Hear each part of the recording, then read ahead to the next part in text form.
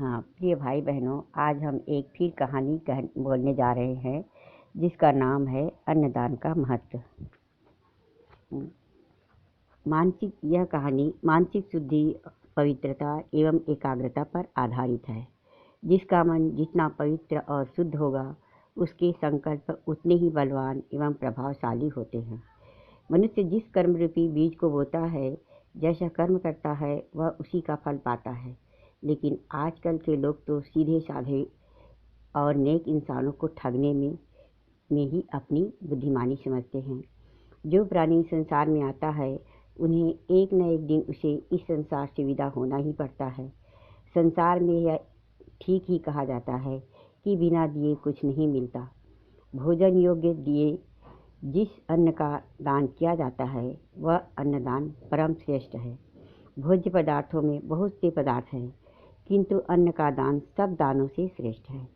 सत्य से बढ़कर कोई पुण्य नहीं, संतोष से बड़ा कोई सुख नहीं, उसी तरह अन्न से बढ़कर कोई दान नहीं है।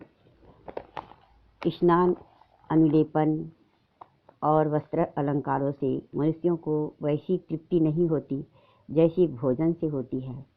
इस विषय में एक इतिहास है। बहुत पहले एक श्वेत नाम के चक्रवर्ती राजा हुए।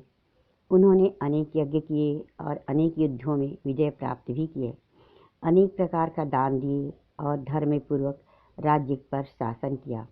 राजा ने उत्तम भोग कर अंत में राज्य का परित्याग कर वन में जाकर तपस्या की। अंत में वे दिव्य विमान में बैठकर स्वर्ग चले गए। वहाँ उन्हें सब प्रकार का सुख और आराम था। राजा को दिव्य वस्त्र और आभूषण, पुष्पमाला आदि पहनने को मिलता तो था, परंतु भोजन के समय विमान में बैठकर भूलोक में आकर अपने पूर्व शरीर के मांस को प्रतिदिन खाना पड़ता था। प्रतिदिन मांस का भोजन करने के बाद भी पूर्व जन्म के कर्म के कारण उस पूर्व शरीर का मांस घटता ही नहीं था। इस प्रकार प्रतिदिन मांस भक्षण से व्याकुल होकर राजा ने ब्रह्मा जी से कहा, ब्रह्मन, आपके अनुग्रह से मुझे स्वर्ग का सुख प्राप्त हुआ है। सभी देवता मेरा आदर करते हैं, इंद्र भी बड़ा सम्मान करते हैं। सभी सामग्री मुझे प्राप्त होती रहती है, परंतु यह भूख कभी शांत नहीं होती, मुझे सदा सताती रहती है। इसी कारण मुझे अपने पूर्व शरीर के मांस को खाने के लिए भूलोक में आना पड़ता है और इसमें मुझे बड़ी घृणा होती है।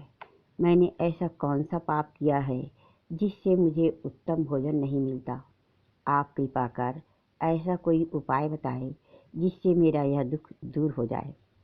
तो ब्रह्मा जी बोले, राजन, आपने अनेक प्रकार के दान दिए हैं, बहुत से यज्ञ किए हैं, गुरुजनों को भी संतुष्ट किया, परंतु कुछ गरीबों के धन को आपके कर्मचारी झूठा लांछन लगाकर उन्हें लूट लिया, जिसके कारण अनेक गरीब परिवारों को भूखा मरना पड़ा। छोटे छोटे बच्चे भूख से मर गए, लेकिन आपने सच्चाई को पता लगाए बिना उन्हें राज्य से ही निकाल दिया। इसी दंड स्वरूप आपको अपने ही शरीर का मांस खाना पड़ रहा है। अतः आप भूलोक में जाकर गरीब एवं ब्राह्मणों को अन्नदान करिए।